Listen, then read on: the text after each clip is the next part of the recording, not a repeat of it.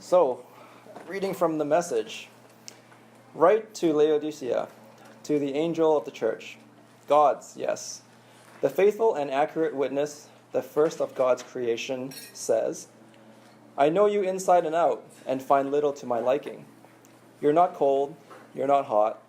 Far better to be either hot or cold. You're stale, you're stagnant. You make me want to vomit. You brag, I'm rich, I've got it made.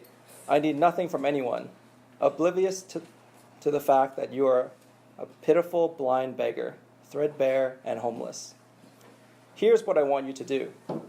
Buy your gold from me, gold that's been through the refiner's fire. Then you'll be rich. Buy your clothes from me, clothes designed in heaven. You've gone around half naked long enough. And buy medicine for your eyes from me so you can see, really see. The people I love, I call to account. Prod and correct and guide so that they'll live at their best. Up on your feet then, about face. Run after God. Look at me. I stand at the door. I knock. If you hear me call and open the door, I'll come right in and sit down to supper with you. Conquerors will sit alongside me at the head table, just as I, having conquered, took the place of honor at the side of my Father. That's my gift to the conquerors. Are your ears awake? Listen. Listen to the wind words, the Spirit blowing through the churches. God's word. So next Saturday, we're also going to move that TV up higher so you can actually see it. Like this so I don't damage anything.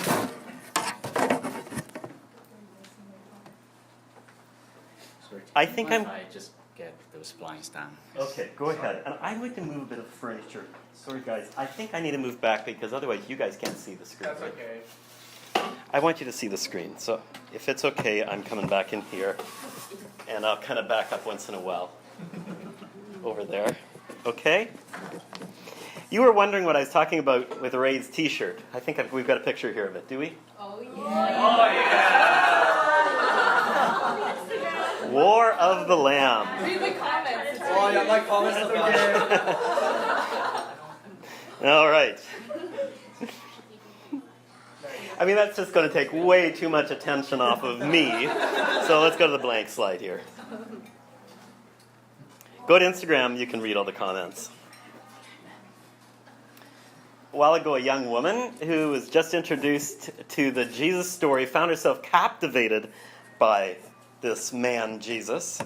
And so she was told she should read, of course, the Jesus book, the big book, the Bible. That's what you say to new followers of Jesus, right? But what the evangelist had forgotten to do was to give her any instructions or guidance as to how to go about reading this big book.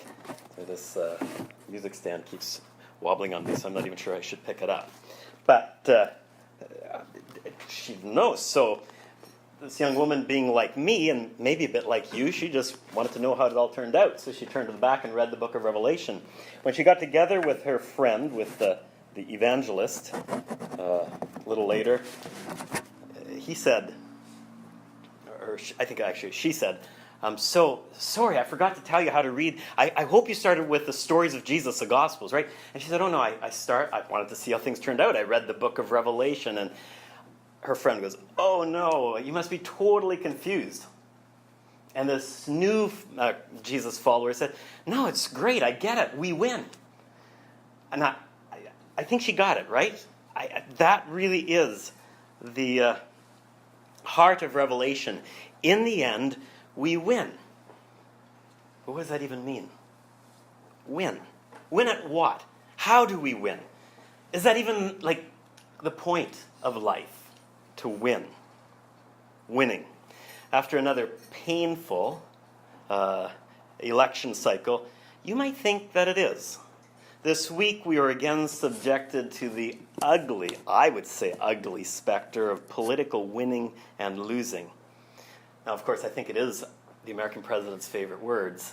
Winner, loser, I'm a winner, I hate losers, loser, and so on. Well, we like winners too, don't we? Go Canucks. say this fourth. Nobody else other than me? All right. You're good Christians. I'm a Canucks fan. Last week, you looked at these 7 of Jesus' carefully structured messages to the 7 churches. So there are 7 by 7 here, and you broke them down. We've got the remnants up there. Yeah, they've been blowing off all week. So they were very carefully structured, personalized messages of those 7 small churches in Turkey that John had been pastor for before Rome took him off and dumped him unceremoniously on a pile of rocks in the Aegean Sea in the Mediterranean because he was just being annoying for what he was saying about Jesus. But each of these 7 messages are very carefully tailored to that particular city. We'll look at that a bit later. And each and every single message followed the same format. For example, every message of Jesus ends with this promise. You heard Ray reading it from the message, but something like, to the winners, to the victorious, to those who conquer, right? To the victors, not the losers, I give this reward. By the way, you liked the rewards. Notice you claimed 4 of them for your own. I'd ask you to do kind of this, I was away, but I asked you to do this kind of choose your own adventure, or better, maybe pick your own sermon. And choose one of Jesus' 7 recommendations or commendations, his encouragements to us. Choose one of his rebukes. You managed to do that. And choose an encouragement, choose a direction, and so on. And then we'd listen to what Jesus has to say to us. Message number 8. Jesus' message to the church in Chinatown. Notice you didn't really follow the guidelines, did you? Sorry, that was me. Oh, you're such a great guy, taking all the blame. We take, we'll take lots of the rewards and even quite a few of the commands, but the rebukes, I guess we'll take one of them if we have to. We'd much rather be winners, wouldn't we, than losers that Jesus has to scold or dress down. Notice how you avoided the Balaamites, the people of Balaam, and the Nicolaitans altogether. I imagine a lot of you were like, who the heck are the Nicolaitans? Right? Well, that's okay. Though maybe some of you Bible students knew a little bit about Balaam's ass. Remember the talking donkey? Actually, Balaam and Nicolaitan is the same word. One's just in Hebrew and the other's in Greek. Remember all those Baals in the Old Testament? It simply meant like king, ruler, victor, el presidente, the winner. But in the Old Testament, you remember that the Baals are constantly being mocked, being ridiculed as people, or these things that try to be winners but are actually losers. Balaam means is people. So it's like the victor, the ruler over the people. Nicolaitan, same thing. Nico, or we get the word Nicholas. Very popular word, very popular name. The conqueror. So I guess St. Nicholas is like the winner over Christmas. The victor of Christmas is St. Nicholas. Nico, conqueror of laity. What's the word laity? You know that word probably. What does laity mean? That's great, because we're a Mennonite church, and so there is no division between clergy and laity. But often that word laity refers to those who aren't clergy or the people. It's simply the word laos is the word behind it. Winners over others. Maybe you remember how from last week the Balaamites and the Nicolaitans were all about winning with money, sex, and power. Whoever gets the most sex wins. Whoever makes the most money, has the most expensive toys, the craziest gadgets, the most exotic holidays, you're the winner.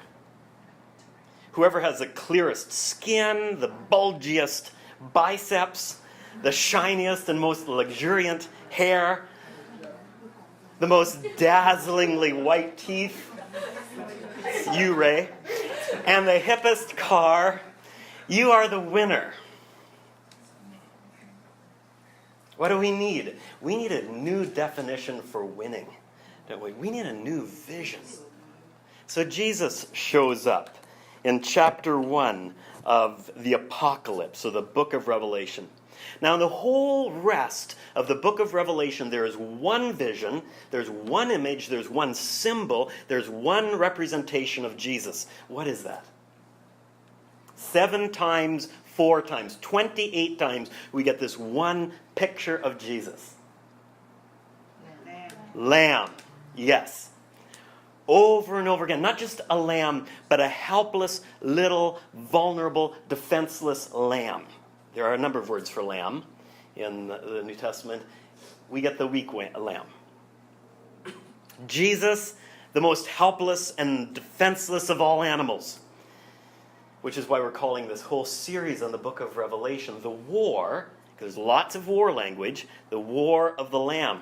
Now we're going to get to the strange tactics, the strange strategies of this lamb battling great beasts, fearsome dragon, in the next few weeks.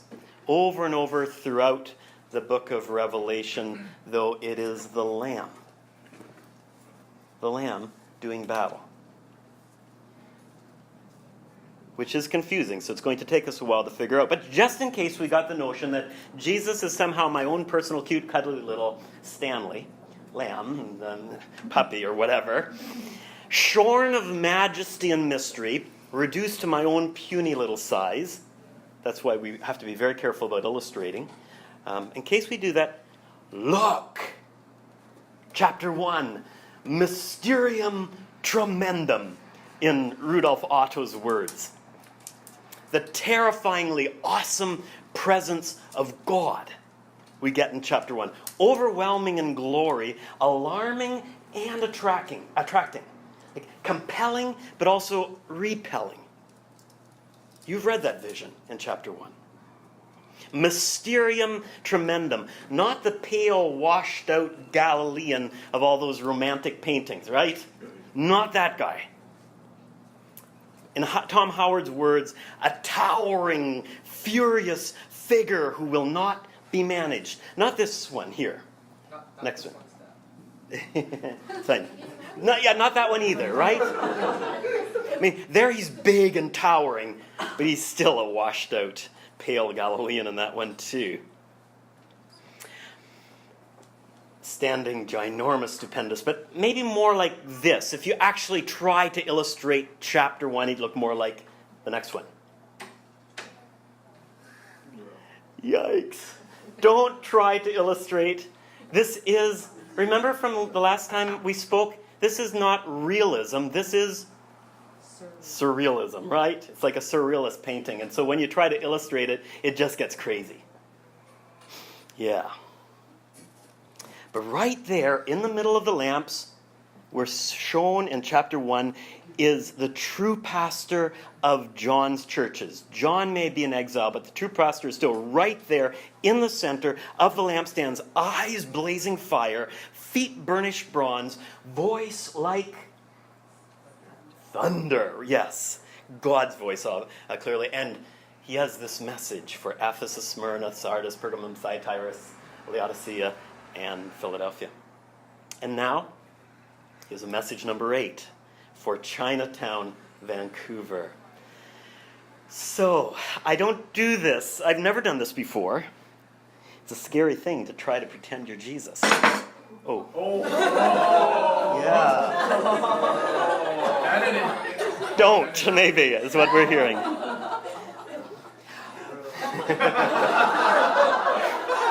Okay. Let's pray.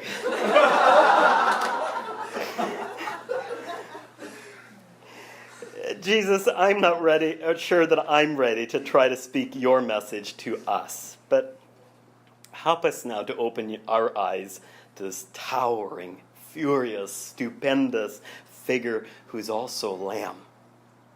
Help us to see you, Jesus, as you speak to us through the texts that we've looked at last week. We pray this in your saving, powerful name. Amen. Okay. To the church in Chinatown. I am the beginning and the ending, the first and the last, the one now dead, once dead, now alive. I am God's yes, the faithful and accurate witness, the first of God's creation. God's yes. Remember that when Tim tries to be faithful and accurate for you. When he also tries to be God's yes. And he is trying. But as you already know, too often my yes gets diluted by Tim's no. Yeah, he tries to tell the truth about me and the truth about you. But sometimes that truth gets muddled and muddied, doesn't it? So, you guys keep reminding him to keep preaching me God's yes. Commendation or encouragement. There we go. What Jesus sees, what Jesus knows. So what do I know about you? You already read the messages of all the things that I know about the other 7 churches. But how would I commend and encourage you? Well, here's what I know. I know your deeds. You do not deny me when the times were rough. I know your hard work and your refusal to quit. It's written in not just your DNA, this hard work. It's written in the DNA of this neighborhood, isn't it? This is a hard work neighborhood. Chinatown was built on a lot of hard work. Our forebears, the forebears of this neighborhood, worked really hard. It's a blue-collar neighborhood historically, and if it weren't for our forebears from this neighborhood, so I'm speaking now as I'm part of it, but if it wasn't for your forebears, for the people who came here and started this neighborhood, the pioneers of Chinatown, we wouldn't be a part of Canada. BC would be a part of the USA, and after last week, I think, perished the thought. But it is because of this hard work community that then came and founded Chinatown that Canada was united by the railway and the unbelievable hard work. Now, not just of the forebears of this neighborhood, but your parents and your grandparents worked so hard, coming out of unbelievable hardship for many of you, working really hard to give you the life they never had, to give you the opportunities, the privileges, and the just the gifts that you now enjoy. So it makes sense. This is a hard work church right here. And yes, I know that you have a few Christians who are not wallowing in the world's muck. Yeah, there's a lot of muck around us we could wallow in. Right? From the never leaving us smell of urine and feces out here in the alley, to the needles that I pulled out this morning out of our flower beds. But there's another kind of muck. Far more respectable muck than the stuff in our alleys and our front sidewalk. It's a muck of and your sidewalk. I'm having a hard time not including my Tim in this. So back to Jesus. The more respectable muck is the muck of self-righteousness, being able to see everybody else's faults a whole lot better than your own. Good for you for not wallowing in that kind of better than thou, I'm so much beyond and above this dirty neighborhood, self-righteous kind of muck. Good for you to stay engaged here in this struggling neighborhood, right here. To not go all superior toward the muck that's around here, the pain, the agony of this neighborhood, the brokenness as well as the beauty that represents Chinatown Peacetown. Good for you to both not feel yourselves above that muck, but also not to wallow in it. And yet, I do have something against you. Yes, even against Chinatown Peace Church, I do have some concerns. Now, I know that some of you thought last week that maybe you don't want to take any rebukes. There are a couple nuns up there, Sardis and, remember the other one? Philadelphia. Right, you're like, let's take that for the rebuke. But good for you. You didn't take the easy track. You also tried to imagine where I might be calling you out. And you chose the sharp Laodicea rebuke. You thought that I might be saying to you, you're stale, you're stagnant, you're not hot or cold. I wish that you were like a hot, fiery drink that warms my tummy, right? Or I wish that you were cold and a refreshing drink. But no, you're lukewarm. You make me want to vomit. Now, I know that most other translations cannot imagine me retching, me puking. And so they just about all of them have me spitting. And of course, there's lots of stories in the Gospels about me spitting, right? Healing spit. But no, the word actually here is vomit. It is. Harsh? Yeah, maybe. But you know how easy it is for us to become complacent. Whatever. I don't care. I'm just going to kind of coast through life and roll along. So I want you to wake up. I want you to care. I really want to shake you out of your complacency. I don't want you drifting. That said, do not go down the road that so many Christians travel down. Don't go down that road. Oh no, Jesus must be so angry with me. Maybe you think, if Jesus is really that awesome, fiery figure, eyes blazing fire, standing stupendous, feet burnished bronze, words swords coming from his mouth, maybe you think, he must be pretty ticked with me. I've messed up badly. He must be so disgusted with me. I bet some of the things I've been up to really make Jesus feel like puking. No wonder when he opens his mouth, it's not just sword words coming out. It's vomit. What a loser I am. Vanquished by those Nicolaitans, those conquerors that conquer with money, sex, and power. I'm not a victor at all. Don't go down that road. Remember what I've said. Those I love, I rebuke. You heard Ray read those words once again. Remember, I'm God's yes. Those I love, I rebuke. I love you. Yes, I'm God's yes to you. For you, through you, in you. Yes. So what can I promise you? How can I assure you? Listen, your suffering will not last forever. But especially listen to the promise of the Laodiceans. Listen to that promise.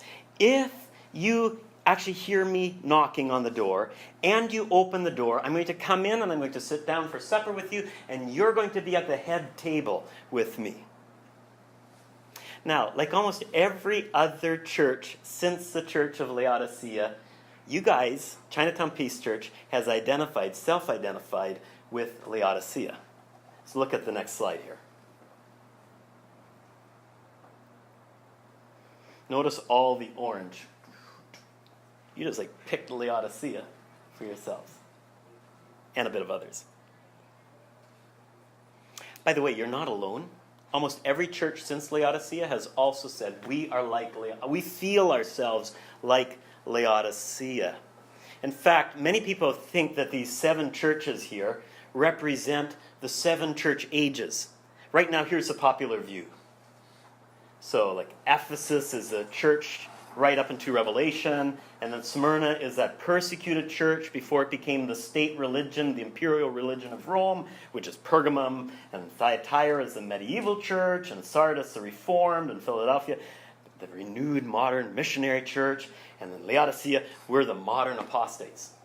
Now, that some people think is right. I disagree with this, because you know what? Back in the time of about 250, there's a guy named Origen, and he already had this view, but he had the whole church ages squashed together. And then during Luther's time, he also believed in this view, but of course Laodicea was up in here.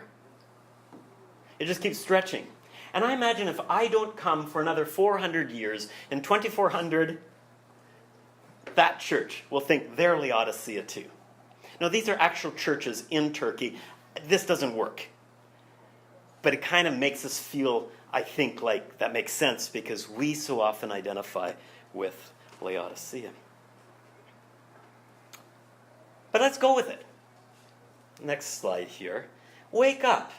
Yeah, let's wake up. Let's not be complacent. Don't be complacent. Let me get back into the Jesus voice here. Open the door for me. See, my rebuke is also my promise. I really do want to come into Chinatown Peace Church. Please do not leave me on the outside. Is Chinatown Peace Church really like Laodicea? Is it? Are you keeping me on the outside, not letting me in? Well, sometimes you do pray as if I'm on the outside. Jesus, please come in and be with us. Please come and be with us in our worship. You forget that I was here in this room a long time before any of you showed up this morning. See, I am here. I'm faithfully doing my priestly job. That's the point of the vision. I'm there making sure the lamps stay lit like priests do, keeping your fire going. The question is, are you going to push me on the outside or are you going to let me keep coming in? Really in, up close and personal. I'm in the center of the lamps, but you can push me out. And I'll never ever force myself on any one of you or on this church. I'll just be there knocking and knocking and waiting until you open the door and you let me in. Listen to my command here.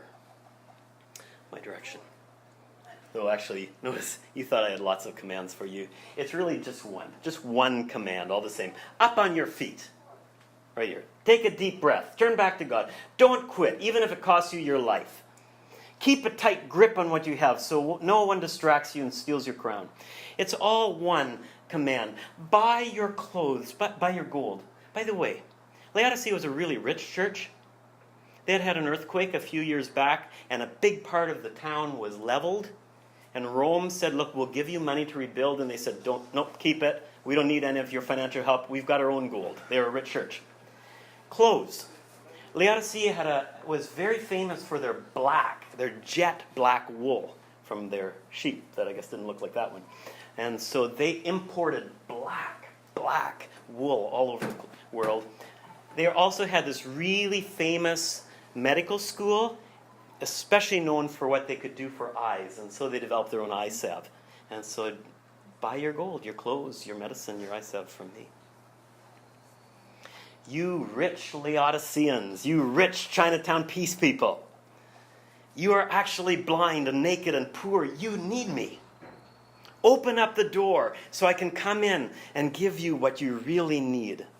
Here's my warning yet for you. I'm not going anywhere. I'll be staying right here, knocking. But if you keep rejecting me, your light could go out. Lots of lights have gone out. It could get removed from the golden circle.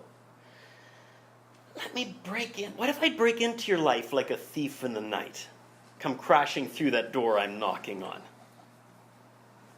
Don't keep slamming that door shut.